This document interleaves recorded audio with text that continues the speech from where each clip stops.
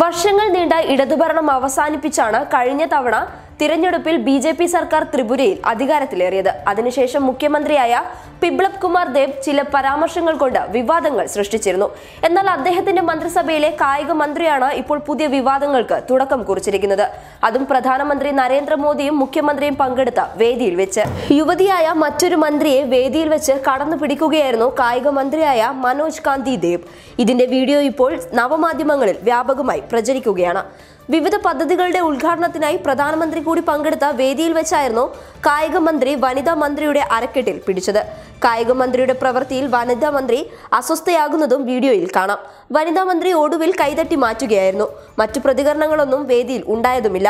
Video social മീഡിയയിൽ വൈറലായതോടെ സഹപ്രവർത്തകയെ പൊതുവേദിയിൽ വെച്ച് അപമാനിച്ച മനോജ് കാന്തി ദേബിനെ arrest ചെയ്യണമെന്ന ആവശ്യം ഉന്നയിച്ച് പ്രതിപക്ഷം രംഗത്തെത്തി. സ്ത്രീകൾക്കെതിരെയുള്ള അതിക്രമങ്ങൾ സംസ്ഥാനത്ത് കൂടി വരികയാണെന്നും മന്ത്രി തന്നെ ഇത്തരം കാര്യങ്ങൾ ചെയ്തത് അപമാനകരമാണെന്നും പ്രതിപക്ഷം ആരോപിക്കുന്നു. സംസ്ഥാനത്തെ ബിജെപി നേതൃത്വം കായിക മന്ത്രിക്കൊപ്പമാണ്. വനിതാ മന്ത്രി ഇക്കാര്യത്തിൽ ഒരു പരാതിയും നൽകിയിട്ടില്ലെന്നും ബിജെപി വക്താവ് പ്രതികരിച്ചു. ആദിവാസി വിഭാഗത്തിൽ നിന്ന് ഉയർന്നു വന്ന മന്ത്രിയായ ആളാണ് സന്തന ചാക്മ. ഇവർ നിലവിൽ സാമൂഹ്യക്ഷേമ മന്ത്രിയാണ്. ഇവരെയാണ് പൊതുവേദിയിൽ വെച്ച് കായിക മന്ത്രി പരസ്യമായി അപമാനിച്ചത്. ത്രിപുരയിലെ മന്ത്രിസഭയിലെ ഏക വനിതാ മന്ത്രി കൂടിയാണ് Santana Chakma. News desk public Kerala.